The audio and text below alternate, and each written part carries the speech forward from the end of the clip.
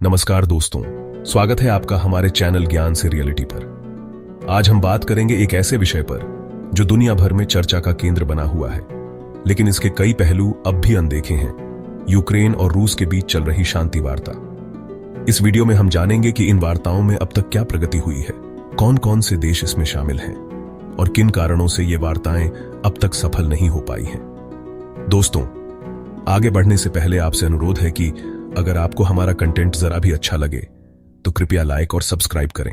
2022 में रूस ने यूक्रेन पर आक्रमण किया, जिससे यह संघर्ष शुरू हुआ। अब तक हजारों सैनिक और नागरिक अपनी जान गंवा चुके हैं और लाखों लोग विस्थापित हो चुके हैं।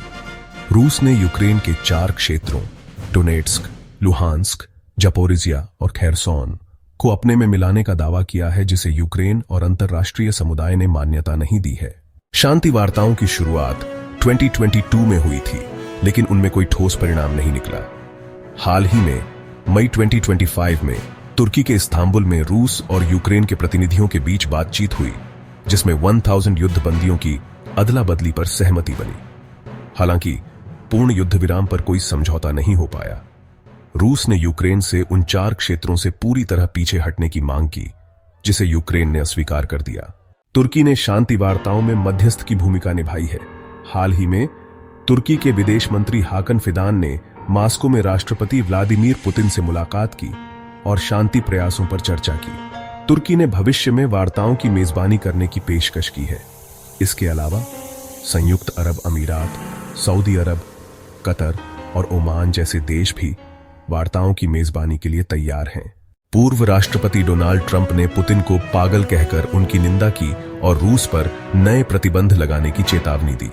हालांकि रूस ने ट्रंप की टिप्पणियों को भावनात्मक अधिभार कहकर खारिज कर दिया। अमेरिका ने 30 दिन के युद्ध विराम का प्रस्ताव दिया, जिसे यूक्रेन ने स्वीकार किया, लेकिन रूस ने इसे अस्वीकार कर दिया और कब्जे वाले क्षेत्रों को बनाए रखने की अपनी मांग पर अड़ा रहा। जर्मनी, फ्रांस, ब्रिटेन और अमेरिका ने यूक्रेन को दी जाने वाली हथियारों की सीमा हटा दी है, जिससे यूक्रेन अब रूस के भीतर 200 मील तक के लक्ष्यों को निशाना बना सकता है। इस कदम को रूस ने खतरनाक और शांति वार्ताओं के लिए प्रतिकूल बताया है। शांति वार्ताओं में कई चुनौतियां हैं। रूस की क्षेत्रीय मांगें, यूक्रेन की संप्रभुता की रक्षा और अंतर्राष्ट्रीय समुदाय की भूमिका। इसके अलावा युद्ध के कारण उत्पन्न मानवीय संकट और आर्थिक प्रभाव भी वार्ताओं को जटिल बनाते हैं। यूक्रेन और रूस के बीच शांति वार्ताएं एक जटिल प्रक्रिया है, जिसमें कई देशों की भूमिका है। हालांकि अब तक कोई ठोस समाधान नहीं निकल पाया है। आशा है कि भविष्य में सभी पक्षों की सहमति से एक स्थायी और न्याय संगत समाधान निकलेगा। अगर आपको यह वीडियो जानकारीपूर्ण लगा हो तो कृपया लाइक और चैनल ज्ञान से रियलिटी को सब्सक्राइब करें और अपने विचार कमेंट में साझा करें।